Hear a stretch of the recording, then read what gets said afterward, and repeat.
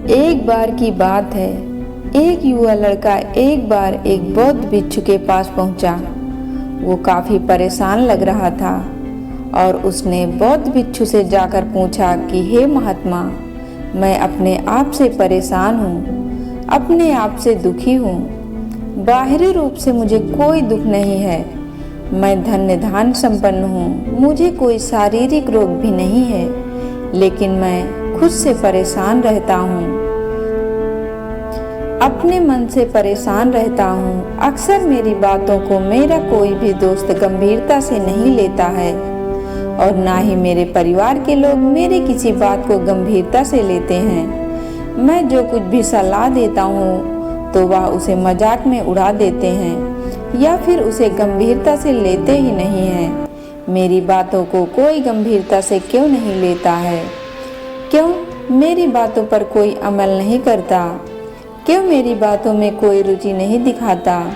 क्या कारण है? कृपया मुझे बताने का कष्ट करें और मेरे मन के इस दुख को दूर करें। यह सुनकर बौद्ध भिक्षु ने कहा कि आज सुबह मैं 40 ध्यान करके वापस आ रहा था। रास्ते में कुछ कौवे काँव काँव कर रहे थे और वहीं पर जब चलता हुआ कुछ दूर आया तो मुझे एक मोर की मधुर आवाज़ सुनाई दी। ये सुनकर अचानक मेरे मन में ख्याल आया कि कौवे कितना काँव काँव करते हैं, कितना बोलते रहते हैं, लेकिन कोई भी प्राणी कौवे की आवाज़ को पसंद नहीं करता। मोर हमेशा सही परिस्थिति के हिसाब से बोलता है। जब भी बारिश होने वाली होती है और बादल गरजते हैं और बारिश होने की आशंका होती है, ऐसे में मोर अपनी मधुर आवाज़ में गाता है, जो सभी को प्रिय होता है, सभी को अच्छा लगता है। ऐसे ही अगर इंसान सही परिस्थिति के हिसाब से सही शब्द बोले, सही वाणी बोले, तो वही वाणी दूसरों के लिए संगीत हो जाती है, संगीत बन जाती है और दूसरे लोग तुमसे सम्मोहित हो जाते हैं और वहीं पर तुम्हें सब लोग गंभीरता से लेने लगते हैं। और दूसरी तरफ अगर तुम यूं ही बेफजूल ऐसे ही बोलते रहते हो, बिना किसी बात के बोले चले जाते हो, तो फिर तुम्हें कोई गंभीरता से नहीं लेता। तुम उस कौवे की भांति हो जाते हो जिसकी वाणी कोई पसंद नहीं करता और बाद में तुम्हें दुख होता है कि तुम्हें कोई गंभीरता से क्यों नहीं लेता। इसलिए अपने शब्दों को बेहद बुद्धिमानी के साथ इस्तेमाल करना सीखो। अगर तुम नहीं सीखोगे तो समाज में तुम्हें कोई सम्मान या कोई गंभीरता से नहीं लेगा। यह सुनकर वो युवा लड़का बोला कि हे महात्मा, मैं जानता हूँ कि मैं ज़्यादा बोलने की बीमारी से ग्रस्त हूँ, मुझे इतना नहीं बोलना चाहिए, लेकिन मैं अपने आप को काबू नहीं रख पाता और ना ही मैं इतना बुद्धिमान हूँ कि मैं अपने शब्दों को नाप तोल कर बोल सकूँ। मैं तो किसी से बात करते वक्त इतना सोचता भी नहीं कि मुझे अपने शब्द किस तरह इस्तेमाल करने हैं। कृपा करके कुछ ऐसी परिस्थितियाँ बता दीजिए जहाँ पर मुझे कम बोलना है या फिर बोलना ही नहीं है, हमेशा चुप रहना है।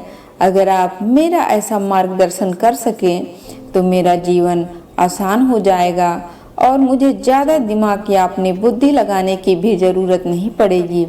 यह सुनकर बौद्ध भिक्षु ने मुस्कुराते हुए कहा कि बेटा, वैसे तो इंसान को हर परिस्थिति में सोच समझकर ही बोलना चाहिए, लेकिन अगर वो हमेशा होश में नहीं रह पाता, ध्यान में नहीं रह पाता, तो मैं तुम्हारे दैनिक जीवन की कुछ ऐसी परिस्थितियाँ बता रहा हूँ जहाँ पर तुम्हें हमेशा चुप रहना है। अगर तुम ऐसी जगहों पर कुछ बोलोगे तो तुम्हारा अपमान ही होगा या फिर तुम्हें कोई गंभीरता से नहीं लेगा। सबसे पहली जगह है, यूँ कहें कि ऐसी परिस्थिति जहाँ पर इंसान को हमेशा चुप रहना चाहिए, वो है जब किसी ऐसे विषय के बारे में बातचीत हो रही हो जिसके बारे में आपको कोई जानकारी ही नहीं है, तो ऐसे परिस्थिति में व्यर्थ में बीच में टांग अड़ाना, अपना ज्ञान देना। व्यर्थ का ज्ञान आपको कुछ पता नहीं है, लेकिन फिर भी आप अपना ज्ञान देने के लिए उत्सुक हैं, तो ऐसी जगह में आपका अपमान ही होगा। जरा तुम खुद सोचो, जब कोई बीमार आदमी अपनी बीमारी के बारे में चर्चा कर रहा हो और आपको उस बीमारी के बारे में कोई भी ज्ञान नहीं है, लेकिन फिर भी आप व्यर्थ में बेकार में उसे ऐसी ऐसी औषधि बता रहे हैं जिनका उसकी बीमारी से कोई तालमेल नहीं है। तो ऐसे में आप अपनी प्रतिष्ठा अपने हाथों से खो रहे होते हैं और आपको पता ही नहीं होता है। ऐसी परिस्थिति में आदमी को हमेशा सुनना चाहिए। ध्यान से सुनना भी एक कला होती है। अगर आप सुनने का दिखावा करेंगे तो कहीं न कहीं सामने वाले आदमी को ये एहसास हो जाता है कि ये मेरी बात पूरे ध्यान से नहीं सुन रहा है। इसलिए जब आपको किसी विषय के बारे में पूरी तरह से जानकारी ना हो तो वहाँ पर केवल अपने कान लगाना ही ज़्यादा महत्वपूर्ण होता है, ज़्यादा ज़रूरी होता है। आप उस इंसान की बातें ध्यान से सुन सकते हैं और इसी बीच आप दोनों के बीच एक संबंध पैदा होगा और उस संबंध सच्चा होगा, क्योंकि आपने उसके बात को बड़े ही ध्यान से सुना है। और इस बात का पता सामने वाले को भी होता है कि हम बिना कुछ बोले सिर्फ सुनने मात्र से किसी को अपना दोस्त, अपना मित्र बना सकते हैं। इस बात को हमेशा ध्यान में रखना। दूसरी जगह पर जहाँ इंसान को हमेशा चुप रहना चाहिए है वो है खाना खाते वक्त। जब इंसान खाना खाता है तो इंसान को हमेशा चुप रहकर खाना खाना चाहिए, मौन रहकर खाना चाहिए। महात्मा बुद्ध और उनके भिक्षु हमेशा चुप रहकर भोजन करते हैं, शांत भाव से भोजन करते हैं, परिपूर्ण होकर भोजन करते हैं, पूरी तरह से करते हैं, एक एक टुकड़े का स्वाद लेकर भोजन करते हैं। और ऐसा भोजन जब आपके शरीर में पहुंचता है तो वो आपके अंग अंग तक ऊर्जा पहुंचाता है। अक्सर हम भोजन करते वक्त कुछ न कुछ बोलते रहते हैं, कुछ न कुछ सुनते रहते हैं, लेकिन मौन रहकर पूरा स्वाद लेकर उस भोजन को कभी नहीं करते। हम उस भोजन को करते वक्त आधे अधूरे ही रहते हैं और इसीलिए हमारा शरीर रोगों से ग्रस्त हो जाता है। जरा तुम सोचो, खुद सोचो कि बौद्ध भिक्षु हमेशा भिक्षा लेकर भोजन करता है और भिक्षा भी कितनी बिल्कुल मामूली सी, और वो भी एक वक्त तो एक वक्त भोजन करने के बाद भी वो इतने स्वस्थ रहते हैं, इतने उत्साह और जोश और आनंद से भरे होते हैं। और हम तो इतना खाना खाते हैं, इतनी सारी भोजन की सामग्री हमारे लिए उपलब्ध होती है, लेकिन हमारे शरीर में कोई ऊर्जा नहीं होती है।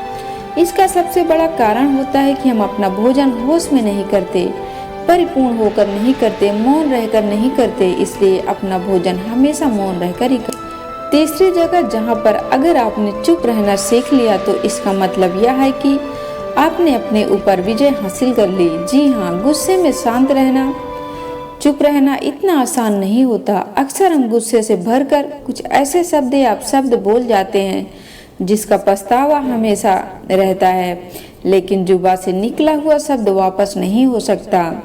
उस शब्द को मिटाया भी नहीं जा सकता। अब वो जिंदगी भर हमारे दामन से जुड़ चुका है और वो गुस्से में बोल गया। अब शब्द हमारे मन को समय समय पर बेचैन करता रहता है, दुखी करता रहता है। लेकिन गुस्से के वक्त चुप रहना भी एक बहुत बड़ी कला होती है। गुस्से में आदमी अपने ऊपर काबू कहाँ रहता है, अपने इंद्रियों को वश में कहाँ रख पाता है। इसलिए इस कला को आप तभी सीख सकते हैं जब आप गुस्सा भी होश में रहकर कर पाएं। जब भी आपको गुस्सा आए, आपके दिमाग में सिर्फ एक ही बात आए कि चुप रहना है, मुझे किसी से कुछ गाली गलौज नहीं करना है, किसी को कोई अपशब्द नहीं बोलना है। और जब ये विचार गुस्से के साथ जुड़ जाता है और धीरे धीरे ये आदत बन जाता है तो आप अपने गुस्से को भी काबू में रहना सीख जाते हैं। जब भी कभी गुस्सा आए तो किसी को कुछ बोलने के बजाय कुछ शारीरिक व्यायाम करना शुरू कर दीजिए। उछलना, भागना, दौड़ना, जिम करना, कुछ भी आप ऐसा व्यायाम कर सकते हैं जिसमें आपका शरीर थक जाए। आप पाएंगे कि जब आपका शरीर थक जाता है तो आपका मन भी शांत हो जाता है।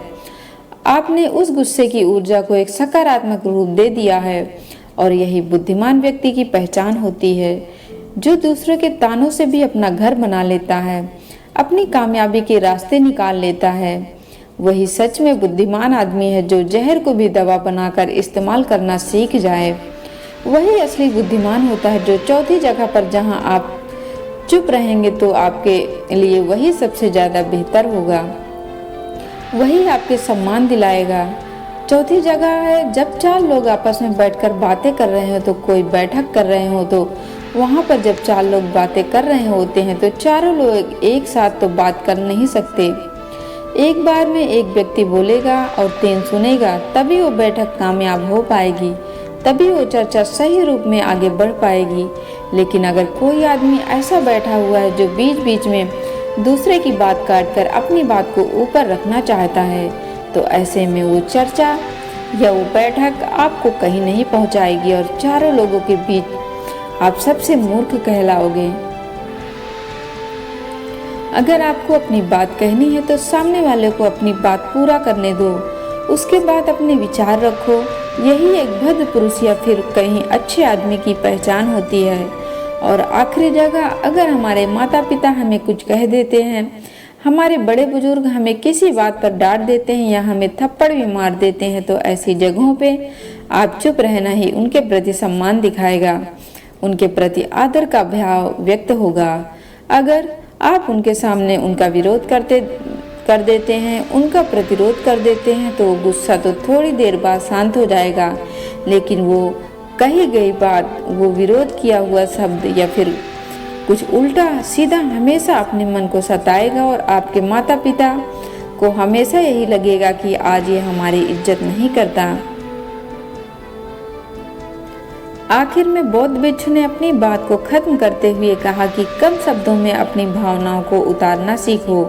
शब्द हथियार की तरह होते हैं। बोलो तो होश में बोलो, ध्यान में बोलो, जीवन शैली ऐसी बना लो कि आप जब भी बोलो पूरे होश में रहकर बोलो, पूरे आनंद के साथ बोलो, पूरे प्रेम के साथ बोलो। ऐसी वाणी बोलो जो दूसरे के लिए दिल को ठंडक पहुंचाती हो, दूसरे के मन को भी शांत कर देती। और वो तभी संभव हो जब आप प्रतिपल होश में रहकर बोलें। इसके बाद वो युवा लड़का बौद्ध भिक्षु के सामने नतमस्तक हो गया और उनको प्रणाम करते हुए अपने घर वापस लौट गया। दोस्तों, आपको ये कहानी कैसी लगी कमेंट बॉक्स में ज़रूर बताएं और कहानी पसंद आई हो तो वीडियो को लाइक शेयर और चैनल को सब्सक्राइब करें। धन्यवाद दोस्तों।